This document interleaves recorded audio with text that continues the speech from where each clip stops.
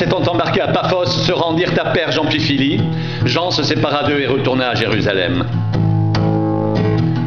De Perge, ils poursuivirent leur route et arrivèrent à Antioche de Pisidie.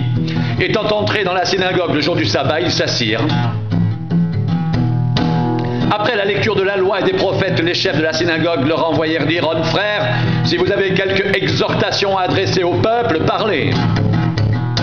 Paul se leva, et ayant fait signe de la main, il dit « Hommes israélites, et vous qui craignez Dieu, écoutez, le Dieu de ce peuple d'Israël a choisi nos pères. Il mit ce peuple en honneur pendant son séjour au pays d'Égypte, et il l'en fit sortir par son bras puissant. Il les nourrit près de 40 ans dans le désert, et ayant détruit 7 nations au pays de Canaan, il leur en accorda le territoire comme propriété. Après cela, durant 450 ans environ, il leur donna des juges jusqu'au prophète Samuel. Ils demandèrent alors un roi et Dieu leur donna pendant 40 ans Saül, fils de Kis de la tribu de Benjamin. Puis l'ayant rejeté, il leur suscita pour roi David, auquel il a rendu ce témoignage. J'ai trouvé David, fils d'Isaïe, homme selon mon cœur qui accomplira toutes mes volontés. C'est de la postérité de David que Dieu, selon sa promesse, a suscité à Israël un sauveur qui est Jésus. Avant sa venue, Jean avait prêché le baptême de repentance à tout le peuple d'Israël. Et lorsque Jean achevait sa course, il dit « Je ne suis pas celui que vous pensez, mais voici, après moi vient celui dont je ne suis pas digne de délier les souliers. Hommes frères, fils de la race d'Abraham, et vous qui craignez Dieu, c'est à vous que cette parole de salut a été envoyée. » Car les habitants de Jérusalem et leurs chefs ont méconnu Jésus, et en le condamnant, ils ont accompli les paroles des prophètes qui se lisent chaque sabbat. Quoiqu'ils n'aient trouvé en lui rien qui soit digne de mort, ils ont demandé à Pilate de le faire mourir. Et après qu'ils eurent accompli tout ce qui est écrit de lui, ils le descendirent de la croix et le déposèrent dans un sépulcre. Mais Dieu l'a ressuscité des morts.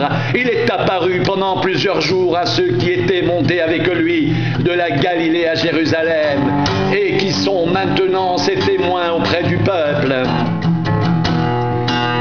Et nous vous annonçons cette bonne nouvelle, que la promesse faite à nos pères, Dieu l'a accomplie pour nous, leurs enfants, en ressuscitant Jésus, selon ce qui est écrit dans le psaume 2.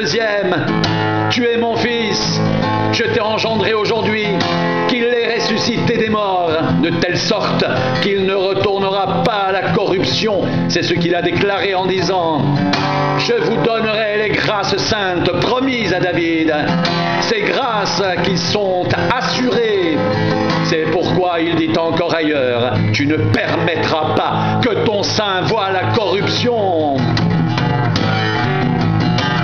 Or David, après avoir en son temps servi au dessein de Dieu, est mort, a été réuni à ses pères et a vu la corruption, mais celui que Dieu a ressuscité n'a pas vu la corruption. Sachez donc, comme frères, que c'est par lui que le pardon des péchés vous est annoncé, et que quiconque croit est justifié par lui de toutes les choses dont vous ne pouviez être justifiés par la loi de Moïse. Ainsi prenez garde qu'il ne vous arrive ce qui est dit dans les prophètes. Voyez-vous les arrogants, soyez étonnés et disparaissez, car je vais faire en vos jours une œuvre que vous ne croiriez pas si on vous la racontait. Lorsqu'ils sortirent, on les pria de parler le sabbat suivant sur les mêmes choses.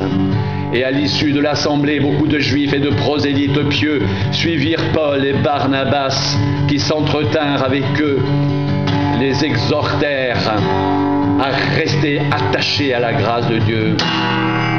Le sabbat suivant, presque toute la ville se rassembla pour entendre la parole de Dieu. Les Juifs, voyant la foule, furent remplis de jalousie et s'opposaient à ce que disait Paul en le contredisant et en l'injuriant. Paul et Barnabas leur dirent avec assurance « C'est à vous premièrement que la parole de Dieu devait être annoncée.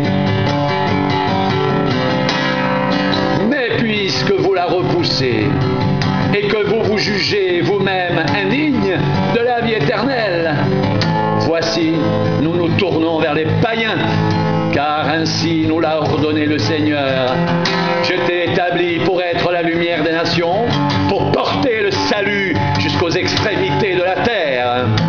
Les païens se réjouissaient en entendant cela.